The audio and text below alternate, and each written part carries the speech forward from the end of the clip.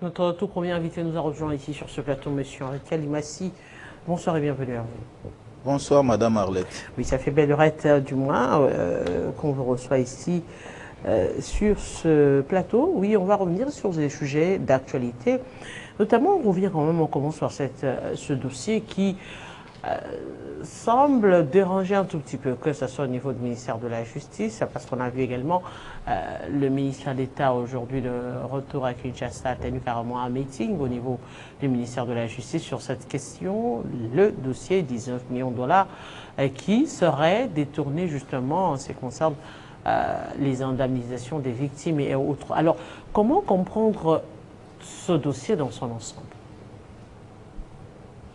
Bon, Madame, je ne sais pas mettre la charrue devant les bœufs, étant donné que le procureur général et la Cour de cassation avaient demandé l'autorisation au niveau de l'Assemblée nationale pour que les ministres de la Justice soient entendus par rapport à cette question. Et le président de l'Assemblée nationale avait mis une commission en place qui peut-être d'un moment à l'autre pourra déposer son rapport au bureau afin que le bureau puisse soumettre la question au niveau de la plénière. Attendons voir comment ça va se passer. Mais qu'à cela ne tienne, vous savez, on parle de détournement lorsque une somme a été destinée pour l'histoire X, mais on utilise ça pour l'histoire Y. C'est ça, en bref, le détournement. Ici, la question reste à savoir, est-ce que les 19 millions ont été dépensés? La question que nous devons nous poser, pourquoi Senaref avait bloqué ses comptes ou la sortie des fonds? Et pourquoi le ministre de la Justice n'a-t-il pas suivi la procédure? Parce que c'est lui l'organe régulateur. Aujourd'hui, Constant Moutamba a été félicité. Il était devenu l'espoir de la République par rapport à sa manière de faire. Et on se pose la question, comment il pouvait entrer dans ce pétrin pour arriver là où nous sommes aujourd'hui.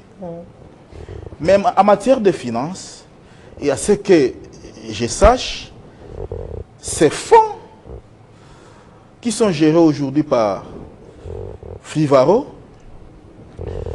ont été destinés pour les victimes de la guerre de Kisangani, la guerre de 6 jours, dont les Ougandais et les Rwandais sont venus combattre dans un sol ou dans un pays qui n'est pas le leur. Et il faudrait quand même signifier que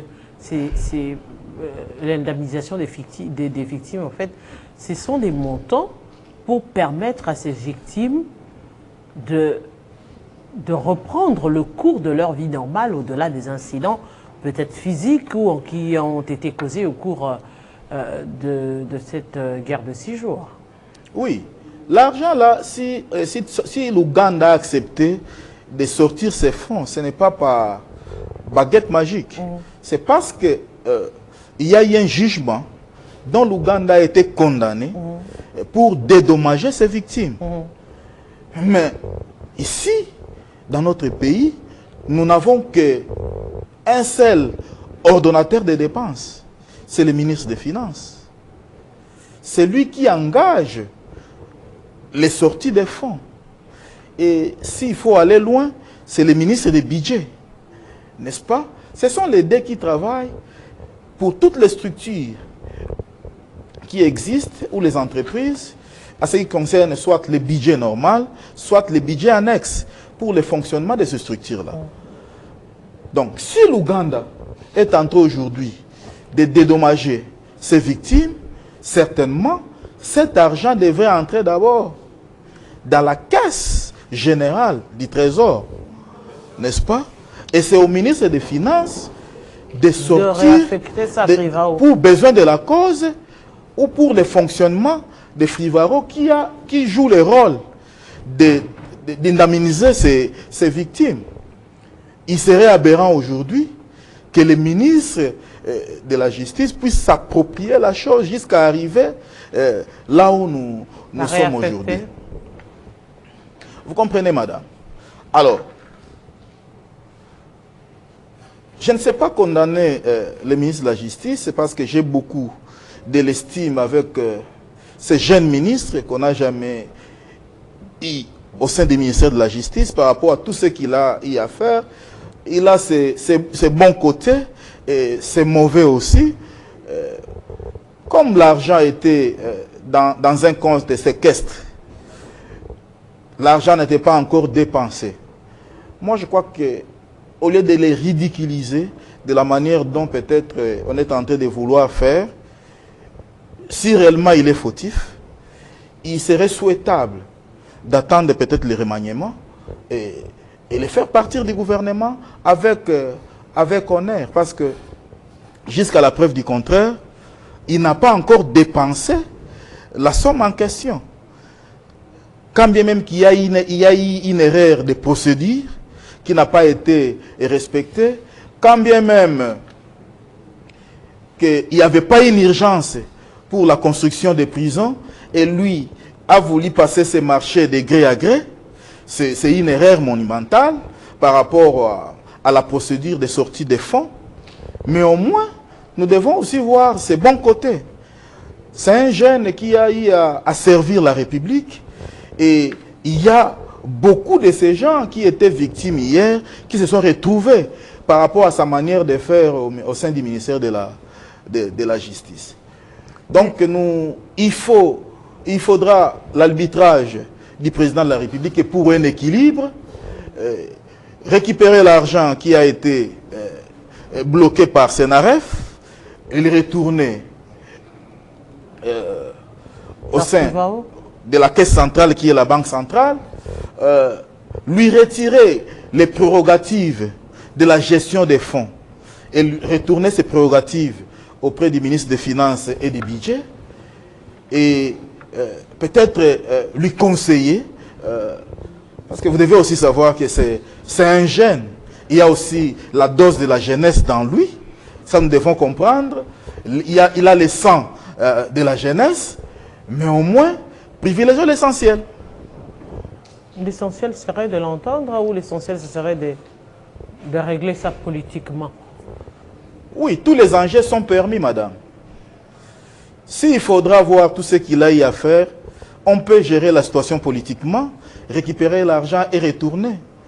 Comme la construction des prisons n'est pas, de la prison de la province orientale n'est pas une priorité. Parce que pour moi, la priorité, si moi j'étais à la place du ministre Moutamba, je souhaiterais, au lieu de construire la prison, autant construire une cité avec cet argent, au lieu de commencer à indemniser avec l'argent 5 000, 10 000 que quelqu'un peut consommer et demain rentrer dans la misère du départ. Mais si on peut avoir des logis pour ces victimes, on construit une cité ou un camp dénommé camp des victimes de séjour.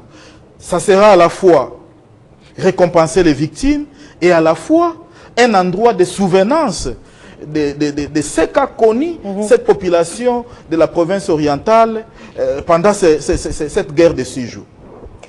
Parlons justement des priorités, puisque vous avez évoqué la question des priorités aujourd'hui, notamment la question du dialogue qui s'invite également au débat actuellement. On se dit, est-ce que le dialogue en ce moment en République démocratique du Congo est-il opportun au regard de la situation politique de l'heure? Madame, sans nous voiler la face, tous les signaux aujourd'hui montrent que le dialogue devient plus qu'impératif. Quand par exemple le gouvernement va à Doha avec l'AFC, c'est déjà un dialogue. Ce dialogue, quand bien même que le chef de l'État peut digérer ça d'une manière négative, parce que l'Est étant victime des atrocités de l'M23, dont les parrains majeurs et les Rwandais, par moment nous nous disons, est-ce que faudra-t-il dialoguer?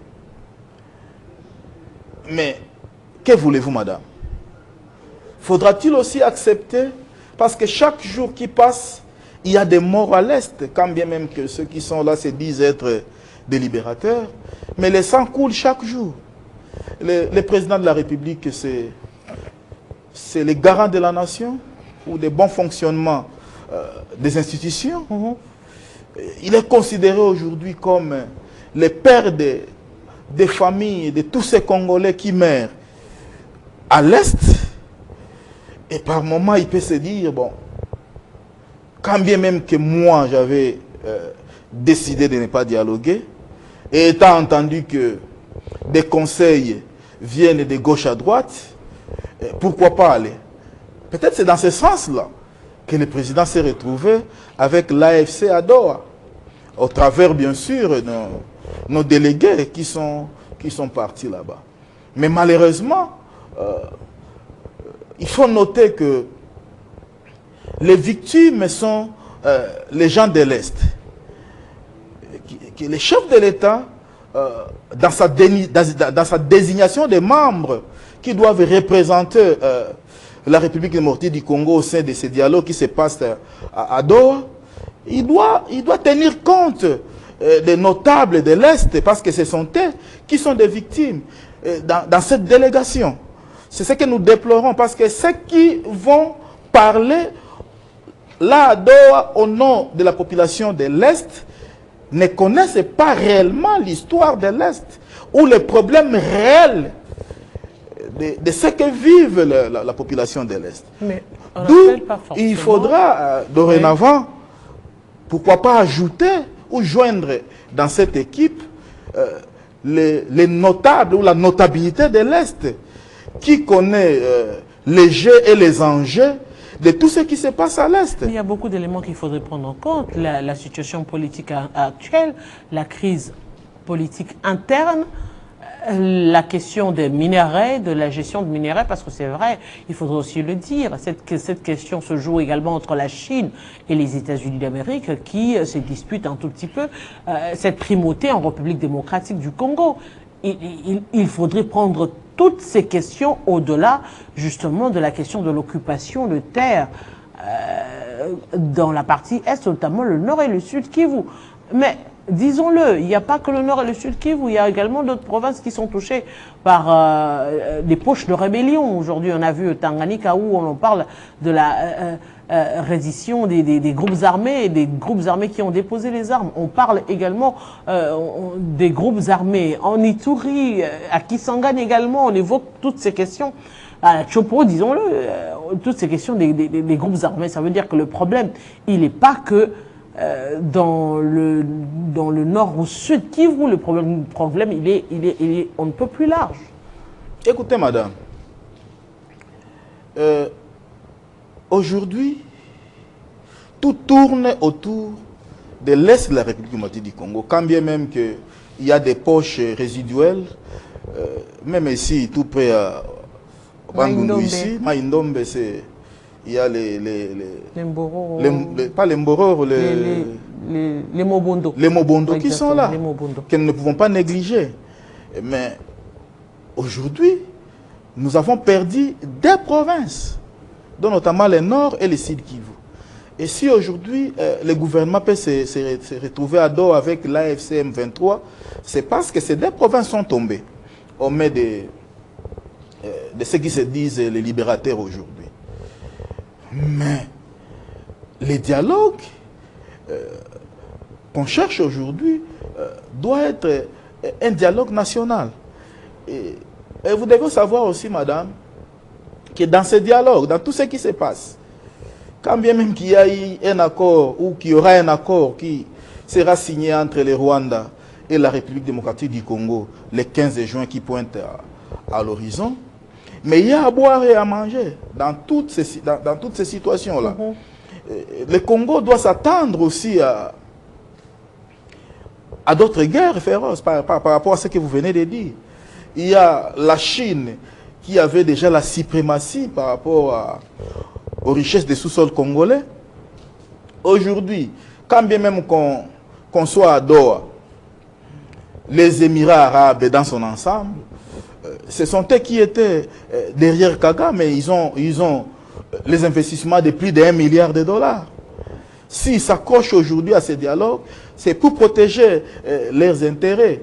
Il y a la France qui a géré cette situation depuis 1994 et qui est en train de soutenir Kagame. Vous voyez aujourd'hui, quand bien même que le monde entier dénonce Kagame, mais toutes ces multinationales, toutes ces puissances ne veulent pas laisser Kagame. Ils s'accrochent à Kagame parce qu'ils se retrouvent dans Kagame par rapport à leurs intérêts. Vous comprenez, madame? Vous avez vu le président des États-Unis, dont aujourd'hui, dans son discours, a ramené la paix à l'est de la République du Congo. Il s'est déplacé des États-Unis vers Doha pour rencontrer les responsables des Émirats arabes. Tout ça, c'est pour savoir les contours de ces dossiers par rapport à la paix de l'Est. C'est parce qu'en fait, tous se battent pour les minéraux de l'Est. Tous se battent pour les minéraux de la République démocratique du Congo. Alors, ils doivent savoir quels sont les intérêts de la France par rapport. Donc, tous ces gens-là ne nous aiment pas. Ils aiment plutôt nos richesses. Et nous devons être prudents dans tout ce que nous menons comme démarche. Est-ce que cela demande forcément de la prudence, ou plutôt de la malignité? Parce que apparemment, c'est en interne que ça pose problème. Nous allons en ordre dispersé. Nous évoquons, on ne peut plus beaucoup plus de problèmes en interne que l'extérieur ne fait que profiter de cela justement pour créer des mots de pression, pour créer justement tous ces problèmes. Est-ce que le vrai problème, ce n'est pas nous-mêmes? Ce n'est pas nous-mêmes qui n'arrivons pas aujourd'hui à avoir une politique bien définie en rapport avec les ressources que nous avons, les partenaires que nous devons avoir par rapport aux richesses que nous avons, et à la politique justement à développer en République démocratique du Congo. Est-ce que nous devrions avoir cette politique comme tout le monde, ou une politique spéciale, justement, mode de gestion spécial par rapport aux réalités qui nous entourent, notamment la question des ressources, la question des partenaires, la question également de cette suprématie que voudraient tous les Occidentaux, également la Chine aussi. Vous savez, madame, ici dans notre pays, je dois vous avouer que nous avons des politiciens et des politiques qui n'aiment pas la République démocratique du Congo. Et souvent, ceux qui sont dans l'opposition mettent les bâtons dans les roues de ceux qui dirigent. Je vais vous rappeler une histoire. Joseph Kabila, alors président de la République, par rapport au contrat chinois, par rapport aux 5 chantiers, il signe un accord avec les Chinois pour la construction des 5 chantiers. Ces opposants qui étaient là vont s'organiser pour aller détruire ces projets.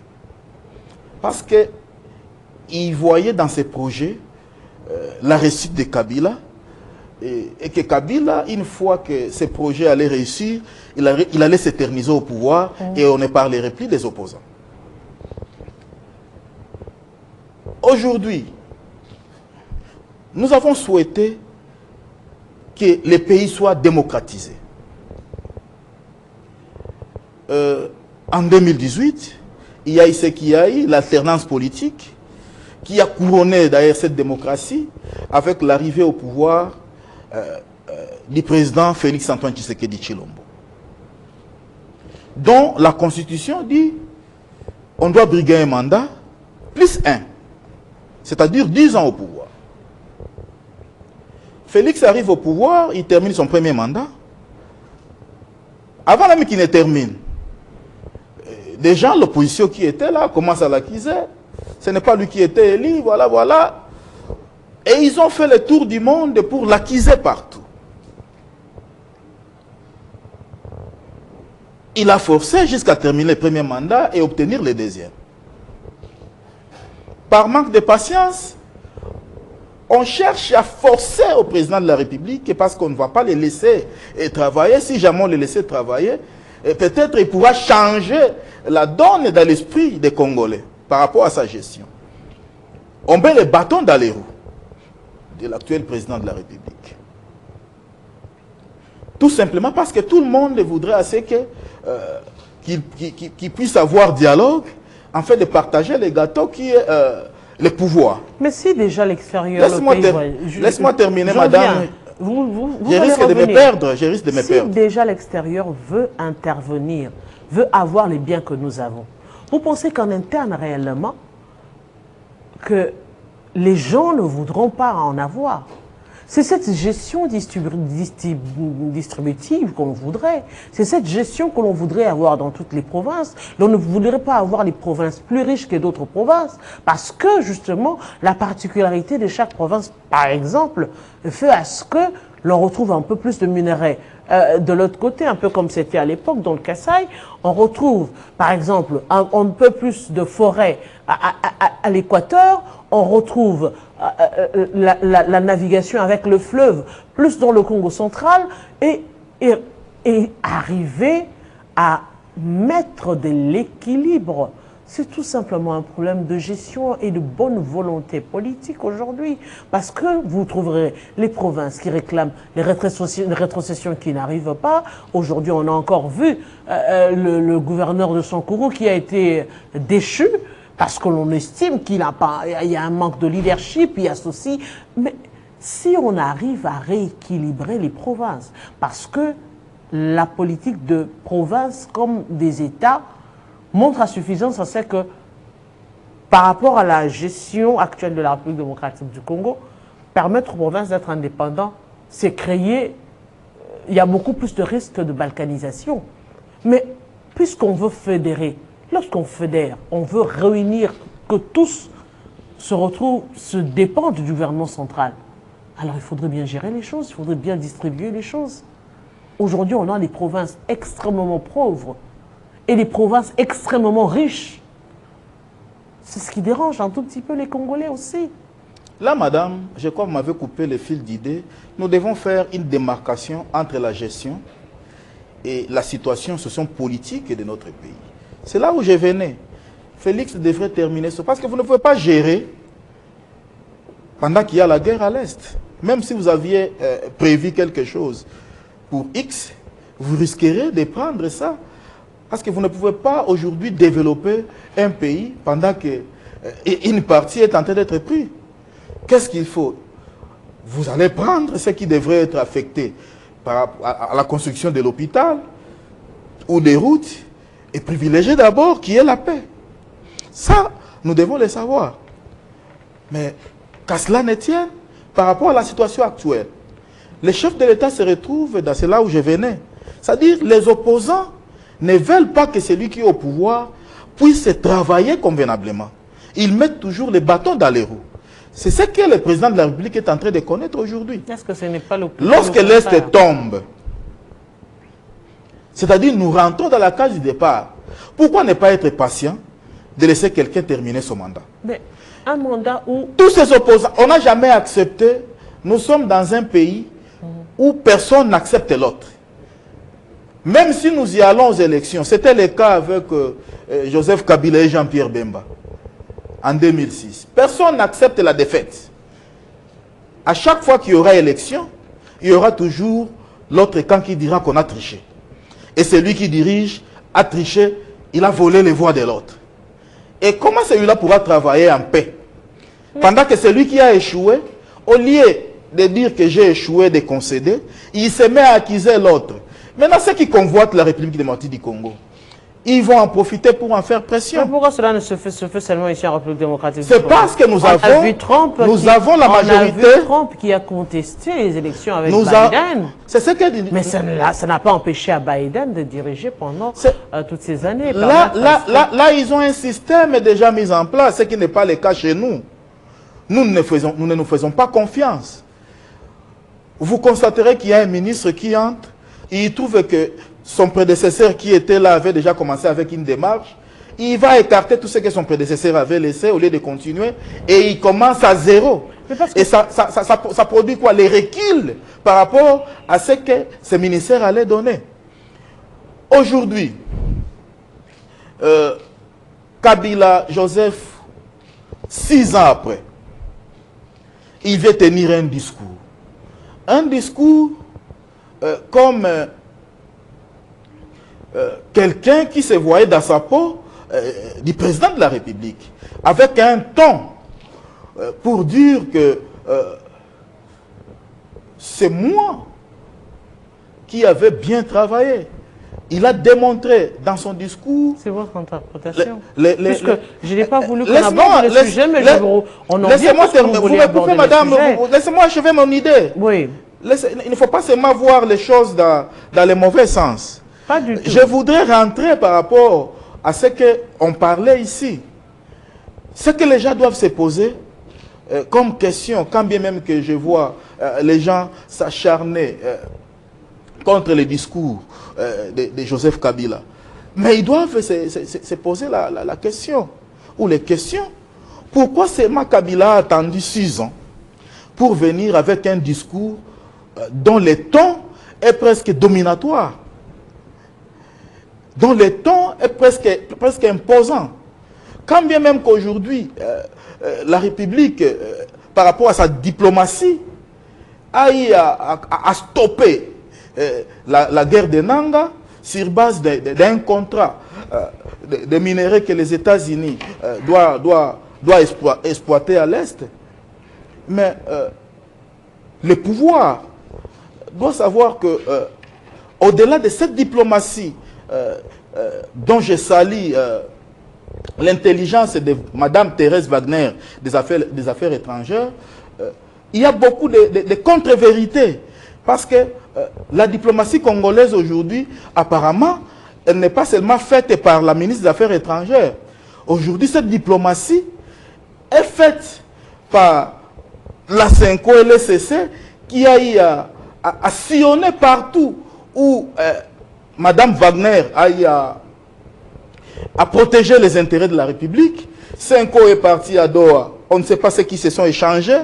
Est-ce que ils ont parlé sur les intérêts de la République ou ils ont indexé ceux qui sont au pouvoir d'une manière négative? Mais je crois que si pour le savoir, ils ont demandé une audience auprès du chef de l'État qu'ils attendent jusqu'aujourd'hui pour faire la restitution. Est-ce que vous refusez, vous, la majorité au pouvoir, vous refusez que justement, que les prêtres, les prélats et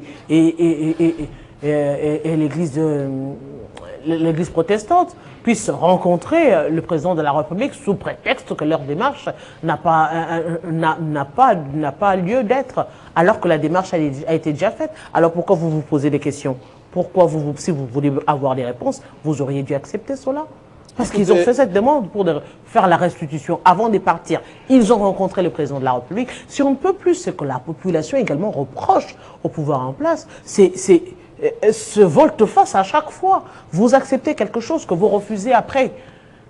Mais pour arriver à donner tant soit peu de l'espoir à la population congolaise, prenez un dossier, allez jusqu'au bout avec ce dossier. Pourquoi le laisser en cours de route et prétendre que c'est une fausse démarche? Prenez-le jusqu'au bout et concluez en disant qu'au regard de ceci, de ce qu'on nous a dit, ce n'est pas une bonne démarche. Madame, moi je crois que avant de continuer avec mon idée, oui, vous devrez savoir que le président de la République a un agenda chargé et il est libre de recevoir les gens par rapport à son agenda. Il n'a pas que la charge d'attendre, de rencontrer les membres de la CENCO et de l'ECC par rapport à tout ce qu'ils ont fait comme tournée. Mais lorsque l'agenda du chef de l'État les permettra, ils seront réussis. Mais par rapport à ce que je disais, nous avons aujourd'hui une double diplomatie. Parce que l'ECC et la CENCO ont vu Macron. Ils sont allés aux États-Unis. Je ne sais pas s'ils ont rencontré aussi Trump. Ils sont allés à Doha. Ils sont allés au Rwanda.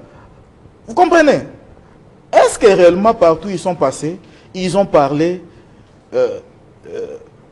du bon ou des bons du président de la République? Mais c'est ce que vous êtes en train de dire. Vous n'arrivez pas à vous faire... Laissez-moi, madame, terminer mon idée. Mais parce qu'il y a vous avez posé une question. Vous avez dit tout à l'heure. Pourquoi vous contre-attaquez? Laissez-moi terminer mon idée, madame. Mais justement, pour revenir à cette idée où vous disiez que le problème en République démocratique du Congo, c'est qu'on n'arrive pas à se faire confiance. Le cas échéant, vous n'arrivez pas à faire confiance à la CENCO et à l'Église. Personne n'a dit qu'on ne fait pas confiance à la CENCO. Nous sommes en train de faire une analyse par rapport à la diplomatie qui a eu à faire que la guerre de l'Est soit stoppée.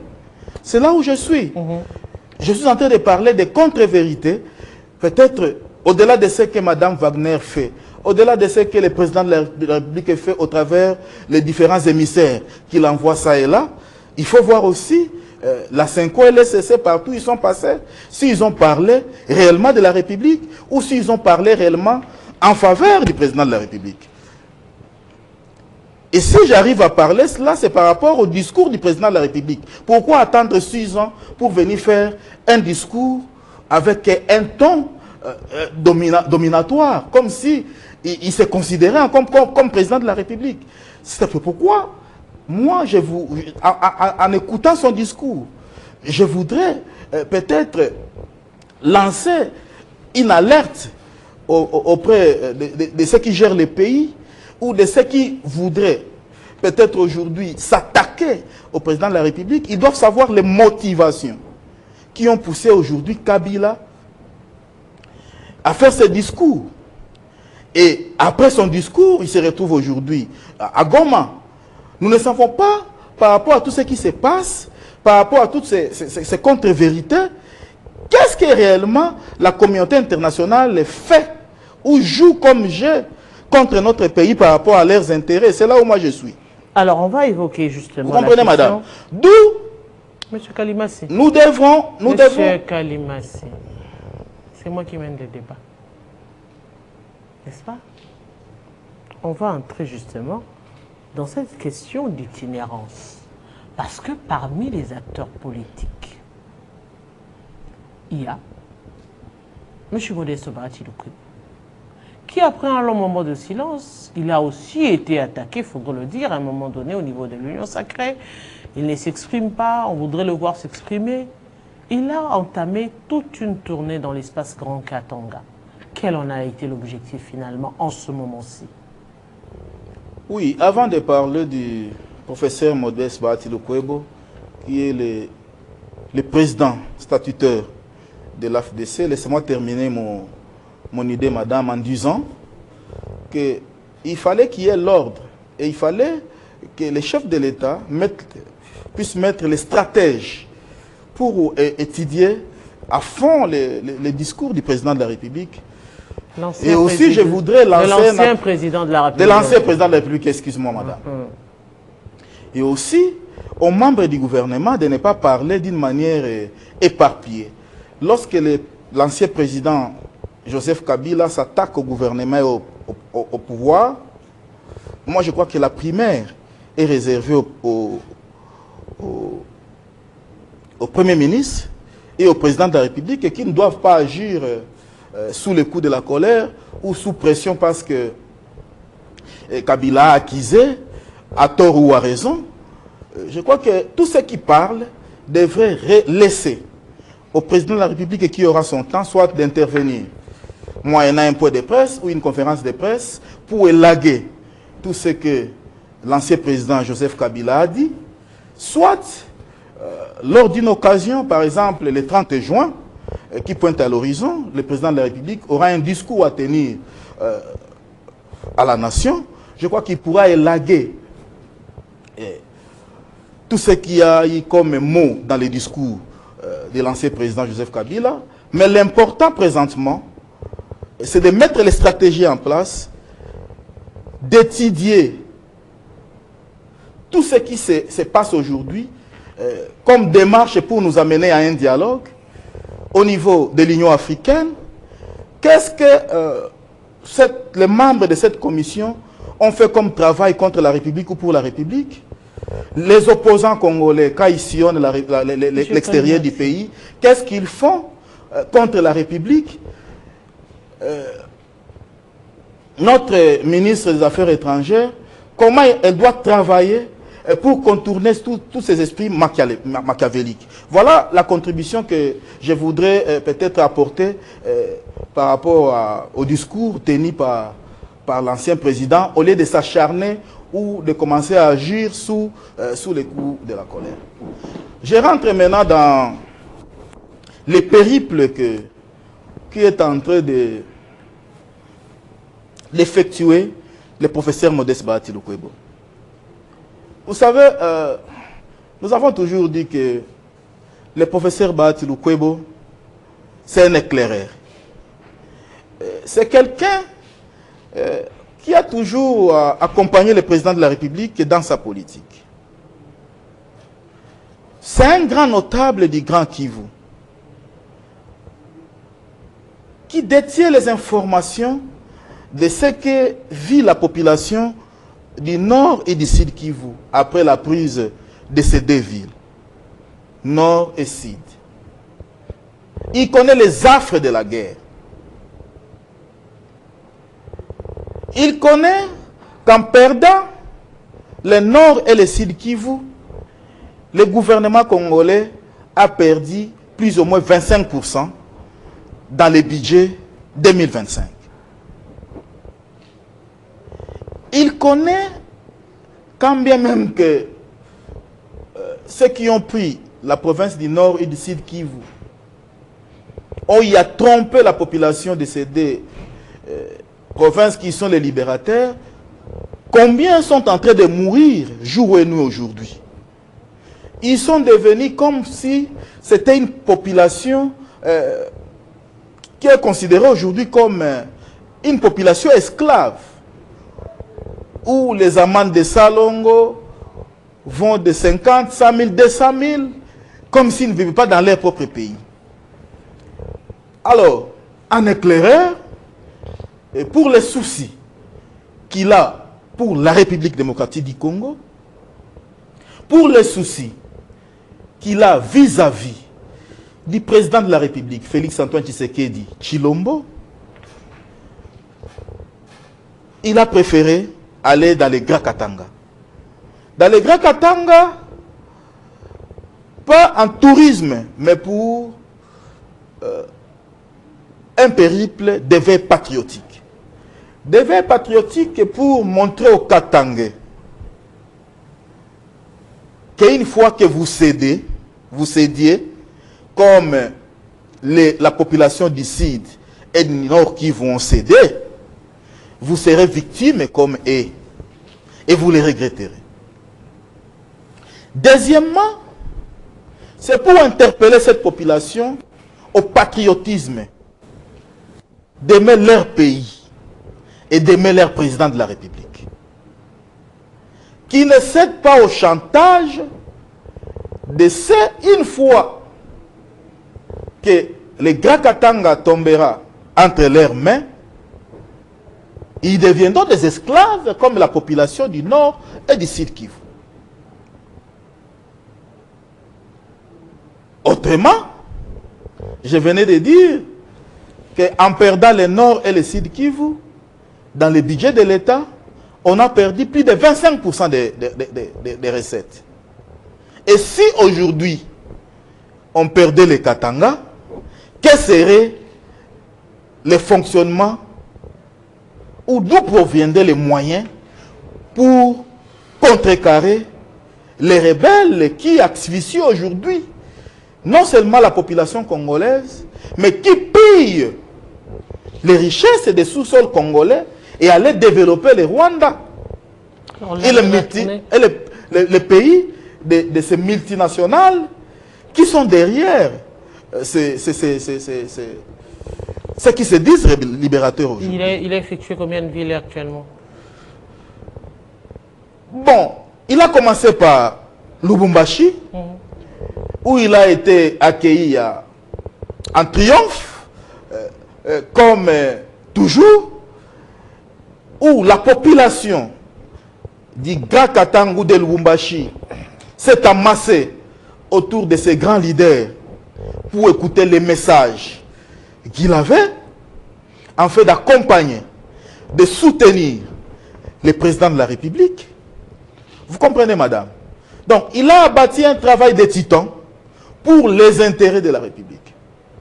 Et si je voudrais dire à ceux qui l'acquisent à tort ou à raison, que le président Bahati aime son pays, que le président Bahati aime son président de la République. Et il est parti faire ce travail-là pour l'intérêt supérieur de la République démocratique du Congo. Oh, il s'est limité à Lubumbashi ou il compte également faire d'autres... Il va continuer à Lualaba et il est toujours là, en train de travailler. Ça, c'était... Il a commencé par un meeting. Vous savez, le meeting, c'est une masse pour communiquer. Mais il est en train de faire un grand travail maintenant avec la notabilité et katangaise pour leur faire voir la quintessence de sa mission contre cette guerre qui agace la République, contre cette guerre qui aujourd'hui préjudicie la République. Au lieu de prendre les moyens, ces moyens-là pour développer la République, d'un côté, il y a les rebelles qui prennent les moyens, peut-être qui traversent vers le Rwanda, pas peut-être, ces moyens traversent vers le Rwanda. Au lieu de prendre ces moyens pour construire la République, mais ces moyens aujourd'hui sont dépensés pour la guerre. C'est là où je ne voudrais pas que vous parliez de la gestion ou de la mégestion. Parce que lorsqu'un pays est en guerre, la priorité, c'est la paix. Et c'est cette paix-là que le président Bahati aujourd'hui a laissé son lit, a laissé sa famille, il s'est déplacé au risque et péril pour les Grands Katanga, en fait de conscientiser la population des Grands Katanga pour qu'ils soient derrière le président de la République, pour élaguer dans leur esprit, peut-être l'esprit qu'ils avaient, pour accueillir ces menteurs une fois qu'ils prendront les Grands Katanga. Nous sommes arrivés à la fin. Ils vont prendre tout ce qu'il y a comme richesse et clochardiser la population des Grands Katanga. Monsieur Henri Kalima, si je rappelle que vous êtes acteur politique et communicateur de la FDCA et FDC également. Nous vous disons merci.